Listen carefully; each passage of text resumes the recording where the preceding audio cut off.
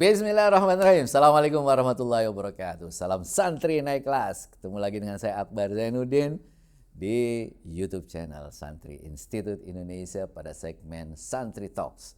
Kita akan ngobrol Ramadan ini tentang bagaimana Ramadan momentum untuk kebangkitan karakter bangsa. Keren ya temanya pada hari ini, dan kita kedatangan narasumber hari ini luar biasa. Kita panggil yang pertama ini adalah Pak Imam Ratrioso, psikolog kebangsaan kita. Assalamualaikum. Waalaikumsalam warahmatullahi wabarakatuh. Khair ya.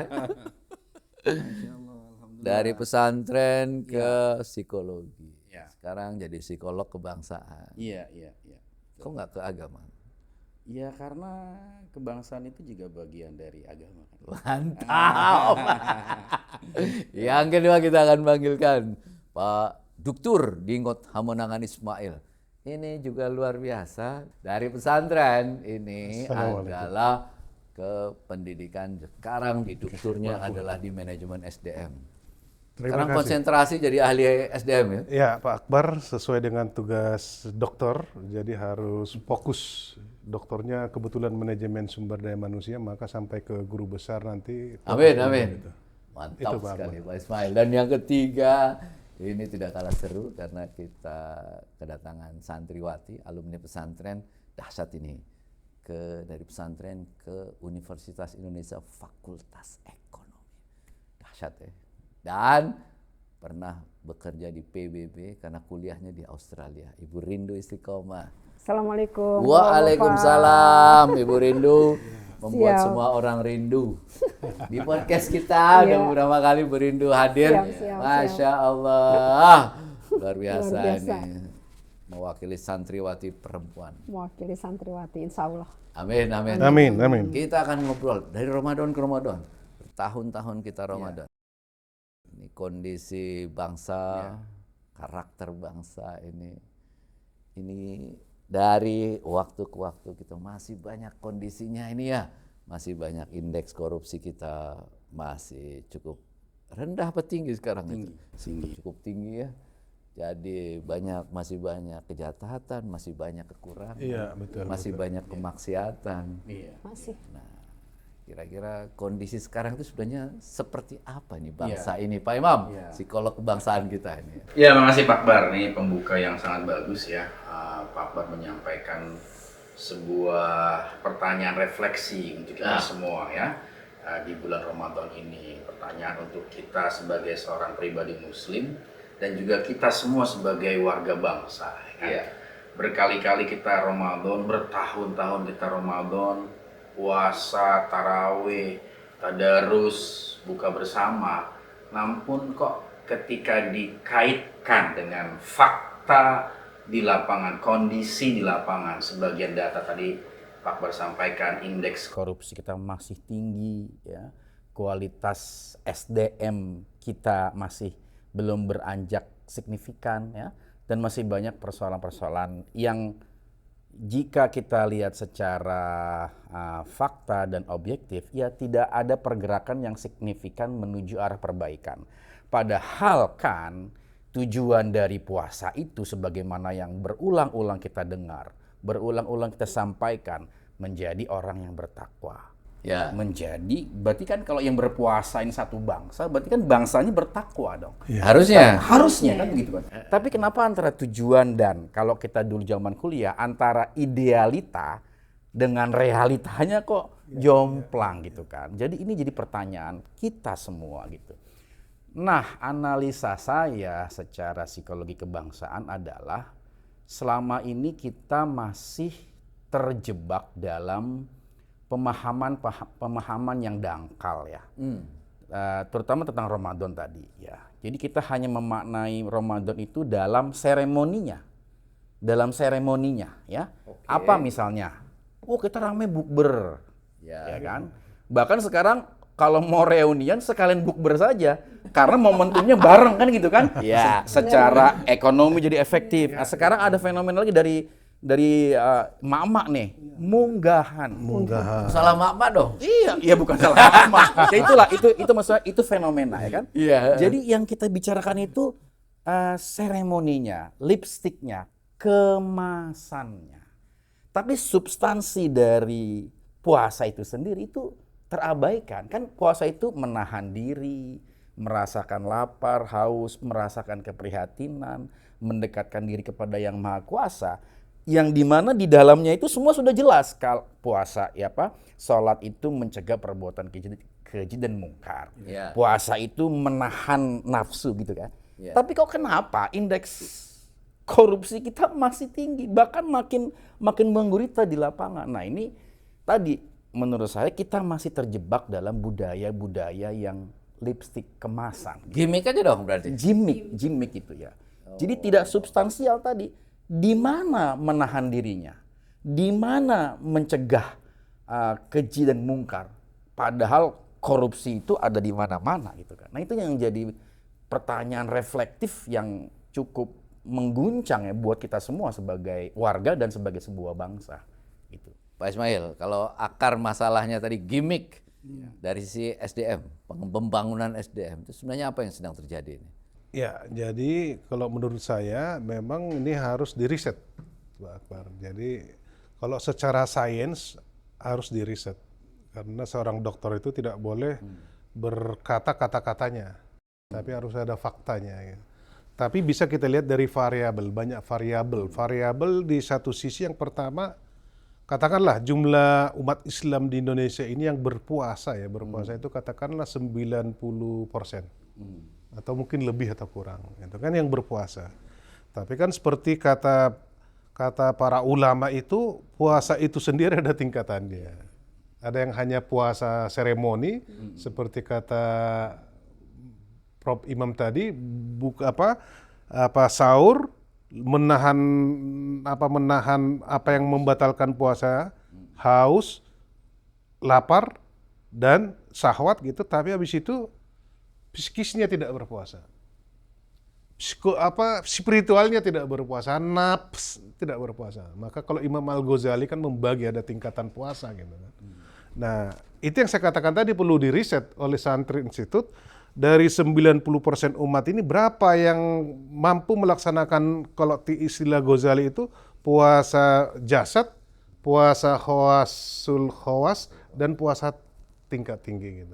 Kira-kira masih banyak yang mana puasanya sekarang? Nah, kalau indikator-indikator yang disampaikan oleh Mas Imam tadi masih banyak anomali-anomali perilaku dari umat Islam, banyak deviasi-deviasi, pelanggaran etika, pelanggaran agama, so pasti bisa lebih banyak puasa awam.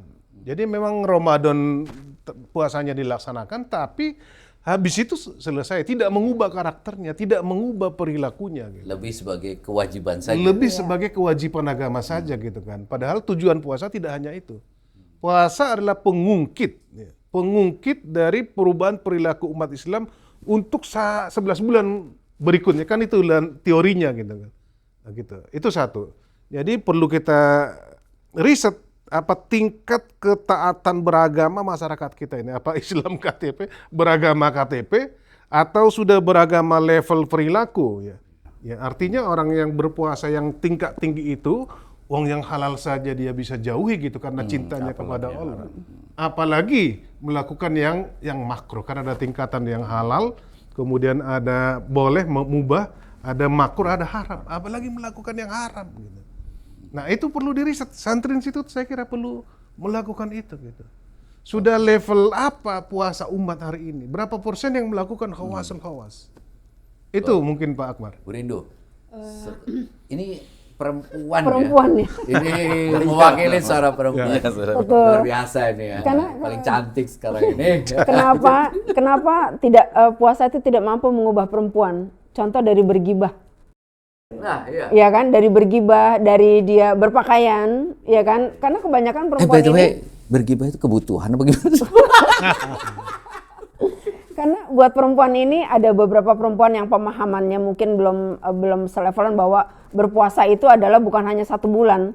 Karena mereka hanya berpikir bahwa 1 bulan seremonial, yaitu habis itu mereka kan berpakaian yang lebih muslimah. Jadi hanya pas Ramadan. Hanya pas Ramadan, itu banyak banget kita temui Pak. Jadi berhijab hanya sebagai seremonial bahwa besok di Idul Fitri akan ada baju Lebaran yang Baju baru, baru. baju baru, ya kan, Model baru. model baru. Bahkan sebelum Ramadan mereka udah munggahan, seremonial itu udah dimulai. Sampai dengan Idul Fitri, artinya apa? Kita punya kewajiban, semuanya kita, bahwa puasa itu bukan hanya 1 bulan. Tapi puasa di bergibah itu adalah 12 bulan. Bahkan seumur hidup kita. Sampai kapan? Sampai Tuhan panggil kita pulangan gitu ya. Bahkan berpakaian muslimah itu bukan hanya 1 bulan. Tapi seumur kita 12 bulan. Sampai dengan kapan? Sampai dengan Allah memanggil kita kan gitu. Saya merasa bahwa kesadaran itu yang belum banyak dimiliki oleh para perempuan. Mereka masih merasa bahwa ini seremonial, habis ini buka puasa di mana-mana kan, mengurus suami, anak dari mulai sahur sampai berbuka. Bukan hanya itu, yang lebih penting dari semuanya itu adalah mengubah perilaku dia sebagai perempuan.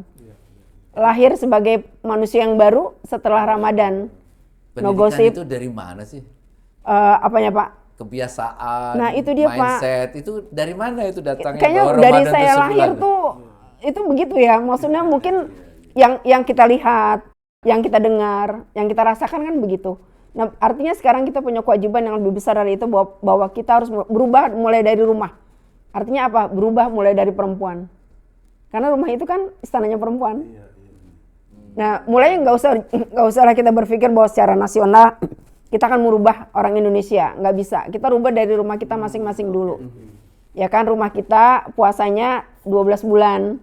Kan ada puasa Senin Kamis, ada puasa Daud. Oke, Kemudian oke. tidak bergibahnya mulai dari kita nih, tidak lagi bergibah. Mungkin kalau menurut saya dari sisi perempuan begitu Pak. Iya. Pak Imam, Ya. ini gimana caranya dong? Kita ini menjadikan puasa ini momentum. Iya. Kita mengubah karakter bangsa ini, Iya. akhlaknya, Iya. semua orang. Itu Iya. menjadi lebih baik ini. Iya. Iya, memang Pak Akbar, kalau kita bicara ilmu perilaku ya, apalagi perilaku yang sifatnya besar, komunitas itu memang harus dikondisikan. Ya. Ya. Hmm. Nah, Gimana? yang bisa mengkondisikan sebenarnya adalah para figur-figur atau kelompok-kelompok otoritas. Ya, dalam hal ini adalah pemerintah, ulama-ulama, dai, ya kan, yang memberikan contoh, ya kan, karena masyarakat ini kan meniru sebenarnya, ya kan. Nah, jadi kalau kita ingin sepakat ingin berubah, para pemimpin-pemimpin ini jangan membiarkan arus budaya itu dibiarkan begitu saja, bahkan ikut di dalam arus yang katakanlah tidak efektif tadi. Ciptakanlah, kondisikanlah budaya-budaya itu. Bagaimana caranya? Tadi korupsi, ya kan. Nah, kalau tadi kita bicara korupsinya, kan sebenarnya bisa kita mapping datanya. Siapa sih pelaku korupsi itu? Kan pelaku korupsi itu kan ada di level-level tertentu saja. Mereka yang diberikan kepercayaan memegang dana segala macam, kan bukan masyarakat kan gitu kan. Ya, yang ini tolong dong dihentikan, tolong dong di stop, ya kan. Biar kita ada keceriaan, ternyata kita mampu kok berhenti atau setidaknya mengurangi korupsi, kan gitu kan. Nah, yang kedua, ya masyarakat harus dihimbau, diingatkan, mari kita menjalankan ibadah ini naik kelas. Kan tema kita kan santri naik kelas. Iya. Naik kelas dari budaya tadi, budaya yang kemasan, budaya yang naik jadi budaya yang lebih substansial, lebih hakiki, ya kan? Salat kita itu harus salat yang hakiki, yang bergetar kepada Allah, nyetrum kepada Allah, yang setrumannya tidak hanya terjadi ketika sholat, tetapi dibawa setelah sholat, sehingga ketika mau korupsi dia kesetrum lagi, kan kamu habis sholat, nggak jadi korupsi. Ketika mau bergibah disetrum lagi, kan kamu habis sholat tadi, nggak boleh gibah. Oh iya. Nah, itu merasa terpantau, merasa dilihat, merasa diawasi, itu harus menjadi budaya kita. Nah, yang terjadi hari ini, Pak Akbar, adalah kita ini semua permisif, dibiarin semuanya. Udah mungkin Permisif karena itu gimana, Pak Imam? permisif itu masa bodoh, Oke. membiarkan semuanya. Karena memang ini multi kompleks, Pak. Ini multi kompleks dari aspek hukum. Ya, ini saya bicara misalnya kasus begal kemarin misalnya. Kan orang melawan begal dihukum, kan jadi serba salah kan? Iya. Lebih baik kalau ketika ada orang dibegal, lebih baik diam saja. Karena kalau membantu, nanti kalau dia menang dia masuk penjara, kalau dia kalah dia mati. Sama seperti guru-guru misalnya. Guru-guru ingin memfungsikan dirinya sebagai orang yang mendidik, yang menegakkan aturan dan menegur. Sekarang takut, ya kan? Takut dipolisikan. Nah, jadi ini permisif dan semua hal-hal itu, semua komponen-komponen itu mengalami disfungsi, tidak melakukan fungsi yang seharusnya. Nah, ini buat para elit, para pemimpin, orang-orang yang diberikan amanah untuk dengan kewenangannya, dengan kekuasaannya untuk bergerak, tolonglah itu optimalkan fungsi-fungsi Anda untuk mengkondisikan perilaku budaya daripada masyarakat. Penting menyalakan alarm ya kalau ini ada nggak benar itu. Oke, ini mesti. Penting sekali, dan sekarang itu alarm itu sudah nyala teman, diabaikan. Oh, sudah nyala. Sudah nyala cuma diabaikan atau tidak didengar atau akhirnya dianggap biasa. Jadi antara alarm berbunyi dan tidak itu sudah dianggap biasa. Kayak kita gitu ya, bangun tidur ya. Iya. Kita alarm tidur, kita matikan Matikan. lagi, Tidur nyala lagi. lagi, Iya. tidur lagi. Iya, gitu terus. Akhirnya kemudian itu tidak mengubah apa-apa, puasa. Oh iya, kalau dibiarkan terus ya kita makin parah nih. Dan mohon maaf, dalam level tertentu kita akan dibenci sama Allah karena kita munafik kan. Kamu sholat tapi kamu korupsi. Kamu sholat, kamu puasa tapi kamu bergibah. Kamu sholat, kamu bilang bersedekah tapi kamu menumpuk harta kamu. Itu kan kemunafikan yang luar biasa. Ya itu dosa jamaah kita jadinya. At the end, takwa kita itu akan semakin sulit kita capai. Sulit, atau bahkan ketakwaan kita menjadi sia-sia. Karena kita takwa sendirian gimana? Kan nggak mungkin juga gitu loh. Iya kan? Nah, jadi kita harus berbenah, semua harus berbenah. Ya, kita tidak perlu menyalahkan siapapun, tapi mari kita berbenah, semuanya berbenah bersama-sama. Luar biasa ini. Pak Ismail, kalau di perusahaan itu ada corporate culture, bagaimana membangun kita itu budaya perusahaan dengan karakter yang baik. Ini bagaimana Indonesian culture lah, sebagai sebuah bangsa ini budayanya bisa dibangun seperti apa? Iya, menarik pertanyaan ini Pak Akbar ini. Jadi ada Indonesian culture bangsa Indonesia, tapi ada culture perusahaan. Ya, terbukti ada juga perusahaan-perusahaan yang mampu selamat dari culture di luarnya gitu. Artinya ada perusahaan yang mampu mau berkarakter, orang-orang di dalamnya berkarakter gitu. Dia bisa Islami gitu. Itu dari mana lahirnya? Yang pertama dari pimpinannya, ownernya. Makanya rata-rata pengusaha yang hebat itu akan mencari orang dulu. Karakter individu yang bisa menjalankan perusahaan, CEO-nya yang seperti dirinya. Ini Bu Rindu di samping saya CEO. Nah, investor mencari orang yang sesuai dengan karakter dirinya, baik tentunya, bisa mencapai mimpinya, bisa menggantikan dia tanpa pengawasan dia. Gitu. Datang CEO. Nah, lalu CEO merekrut manajer, supervisor, staff, dan lain-lain yang sesuai dengan karakter tadi. Lalu mereka bersama-sama membangun budaya perusahaan dan membangun sistem. Jadi zero toleransi terhadap korupsi di situ dimulai gitu. Terhadap pelanggaran disiplin dimulai dari situ gitu. Nah, fokusnya adalah mencapai visi misi dan program perusahaan sehingga perusahaan itu bertumbuh. Ada. Kita masih lihat, kebetulan saya menulis buku Islamic HRM, kami menulis tentang memotret beberapa perusahaan yang tanda kutip kita anggap Islami gitu kan. Ya, melaksanakan 8 pilar MSDM-nya, juga melaksanakan amalan-amalan kebaikan di perusahaan itu, tidak merusak lingkungan, gaji di atas UMR. Ini kan banyak kan di seperti yang dia katakan Pak Imam tadi, slogannya sih boleh. Ini perusahaan syar'i. Ini perusahaan melaksanakan CSR dan dia dapat CSR award, tapi gaji di bawah UMR, tapi merusak lingkungan gitu. Dan orang tepuk tangan aja deh. Yang saya bingungnya media juga mempublikasikan gitu. Dan lembaga profesional juga ngasih award gitu. Nah, itu dia, ternyata kita bisa mentoleransi sesuatu yang seperti itu gitu, yang lipstick seperti itu, tidak otentik gitu. Nah, perusahaan-perusahaan yang hebat memang kuat karakternya. Dan kita bisa lihat hari ini perusahaan yang masih bertumbuh ya. Di tahun 40-an yang UKM tuh Bakri masih UKM, kita hari ini bisa bertahan. Kala Group masih UKM, hari ini bisa bertahan. Ada itu yang perempuan itu suka menggunakan Wardah, kalau boleh kita menyebut itu, ini bertahan gitu. membangun from zero to hero. Tapi kalau kita lihat komitmen pemimpinnya tidak hanya peduli terhadap SDM yang kompeten, tapi juga berkarakter. Dia bilang sorry itu saya nomor satu memilih karakter. Nah baru kompetensi gitu kan. Nah yang kita harapkan tentu orang yang punya karakter dan punya kompeten. Sehingga mampu membawa perusahaan itu mencapai cita-citanya bahkan mengalahkan kompetitornya. Nah jadi dari mana memulainya? Allah sudah sayang sama Indonesia. Dikasih Ramadan. Ini kan dikasih Ramadan nih. Puasa bersama-sama, tiba-tiba soleh semuanya. Zero corruption di bulan Ramadan gitu. Ya kan, semua orang berzikir gitu. Tinggal pemimpin menjadikan momentum ini sebagai revolusi kebangkitan karakter bangsa.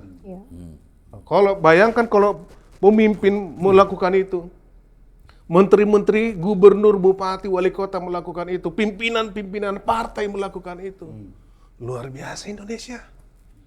Maka puasa tidak hanya Ramadan, karena sudah ada budaya itu kan. Nanti ternyata di Syawal mereka, sisa-sisanya masih banyak nih.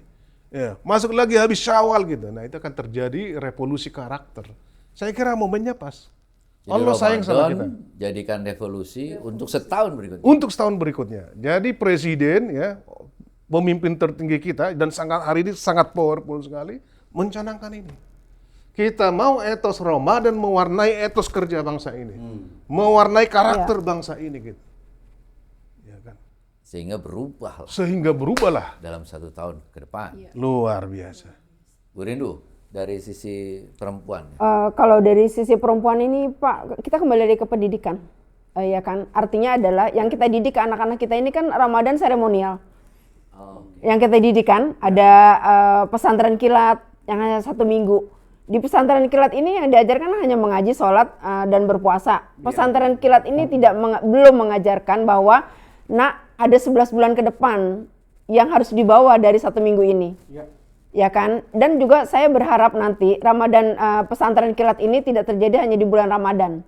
Bisa jadi di bulan Syawal, bisa jadi di bulan Sa'ban, bisa jadi di bulan-bulan yang lain. Artinya adalah pembangunan karakter ini jangan hanya stop di bulan Ramadan, karena kita berharap anak-anak ini terus ada sifat-sifat kerohanian yang dibawa terus.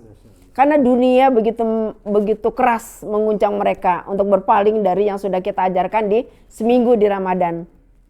Nah, kita berharap dunia juga anak-anak ini tidak beralih ke dunianya ketika dia masuk di 11 bulan berikutnya. Harapan kita adalah begitu. Jadi memang Pak, pembangunan karakter, revolusi di Ramadan ini memang saya berharap juga itu masuk ke dalam rumah-rumah. Bukan hanya di perusahaan, masuk ke dalam anak-anak kita. Suami-suami kita, berharap kita, ini suami ini, para suami, kalian bapak-bapak ini kan pemimpin. Revolusi itu harus dimulai dari rumah. Ketika suami tidak mengikuti revolusi itu, ya kan kita nih hanya makmum. Ya kan, nah berharap ketika revolusi ini terjadi, mulailah dari rumah. Mulailah dari anak, mulailah dari istri, mulailah dari keseharian kita. Dan saya rasa pembentukan sifat-sifat Ramadan itu justru dimulai dari rumah, kemudian ke sekolah, kemudian ke perusahaan, untuk orang tua, dan begitu seterusnya. Ketika satu bangsa ini berevolusi, dengan semangat Ramadan, Masya Allah, luar biasa Pak. Revolusi akhlak ini berarti mulailah dari rumah. Mulai dari rumah. Dari bapaknya sebagai pemimpin, dari ibu sebagai pendamping pemimpin, dan anak-anak. Ketika itu terjadi, maka itu akan menjadi gumpalan bola salju. Betul. Mungkin bukan hanya 12 bulan, bisa jadi 2 tahun, 3 tahun. Mungkin kita akan bertanya 5 tahun kemudian negara ini akan seperti apa. Karena anak yang sekarang 15 tahun akan 20 tahun. Anak yang 20 tahun akan 25 tahun. Dan ketika kita tidak ada, itulah yang harusnya kita tinggalkan. Oke, terakhir, apa pesan Pak Imam, Pak Ismail, Bu Rindu ini buat masyarakat, teman-teman, bagaimana menjadikan Ramadan ini momentum kita untuk berubah? Ya, makasih Pak Akbar. Ya, buat teman-teman semuanya, mari kita jadikan Ramadan ini momentum terbaik kita untuk pembenahan kehidupan pribadi dan masyarakat kita dari semua sisi, dari semua aspek ya. Gunakan keberkahan di bulan Ramadan ini, di mana doa-doa diijabah, gunakan untuk doa-doa terbaik. kelancaran rezeki kita, kelancaran karir kita, kelancaran keluarga kita, dan kelancaran masyarakat di sekitar kita, ya. Yang kedua, gunakan waktu untuk beribadah semaksimal mungkin, karena kan di sini pahala dilipat gandakan, ya. Pahala ibadah sunnah mendapat pahala ibadah wajib. Gunakan dengan sebaik-baiknya, dan jangan lupa titip doa untuk perbaikan bangsa. Dan yang terakhir, kalau kita sudah capek lah dengan program ini program itu yang nggak ada hasilnya, ya karena mungkin niatnya yang nggak pas. Sekarang jadikan Ramadan ini langsung dari program Allah untuk kita semua. Ini gratis tis dari Allah, tapi hadiahnya luar biasa, keberkahannya luar biasa. Jadikan sebagai program bangsa, program perbaikan bangsa semuanya, dari alif sampai ya, dari A sampai Z, perbaikan semuanya. Kita minta sama Allah, ya Allah, kami sudah tidak mampu memperbaiki diri kami sendiri, dan karena segala penyebabnya kami minta Engkau yang memperbaiki diri kami sebagai sebuah bangsa. Masya Allah. Masya Allah. Pak Ismail, Ya, pesan jadi buat teman-teman. pesan saya yang pertama, mari kita syukuri nikmat Allah ini. Jadi Ramadan itu anugerah tiada tara. Orang tua kita, para ulama itu berdoa, ya Allah sampaikan saya Ramadan. Ya, balikna Ramadan, dan Ramadan jadikan ya Allah mau menerima saya, menyongsong saya. Artinya kita ikuti Ramadan ini sebaik-baiknya, ada prosedurnya. 10 hari pertama katanya memaafkan dosa-dosa kita, hari kedua, 10 hari kedua membebaskan kita dari api neraka, dan hari ketiga, hari terakhir membuat kita bagaikan terlahir seperti bayi. Bayangkan kalau seluruh yang puasa melakukan itu, maka Indonesia menjadi fitrah dan gampang digerakkan oleh pemimpin kita ke jalan kebaikan. Jadi mumpung kita masih dikasih Allah Ramadan, mari kita syukuri, kita isi sebaik-baiknya untuk diri kita, keluarga kita, lingkungan kita, dan bangsa kita. Maka Indonesia akan lebih dahsyat ke depan. Itu Pak Akbar. Baik, terima kasih Pak Ismail. Bu Rindu. Dari saya satu kalimat, mulailah dari sekarang, mulailah dari diri sendiri. Ketika kita berusaha menjadi baik, saya yakin banget Allah akan menciptakan lingkungan-lingkungan yang baik. Kita selama ini sudah terbiasa ketika Allah menyelamatkan kita di satu lingkungan, kita ditaruh di lingkungan lain karena niat kita untuk berubah. Jadi mulailah dari sekarang, mulailah dari diri sendiri. Terima kasih banyak Pak Imam, Pak Ismail, Bu Rindu. Ya siap. Dahsyat ini, inspirasi yang luar biasa. Marhaban ya Ramadan. Marhaban. Jika Anda merasa bahwa video ini bermanfaat, silahkan like, share, dan subscribe. Mudah-mudahan bisa memberikan manfaat buat kita semuanya. Amin. Saksikan terus video-video di YouTube channel Santri Institut Indonesia. See you next time. Ilaliko walafu minkum. Assalamualaikum warahmatullahi wabarakatuh. Salam Santri naik kelas.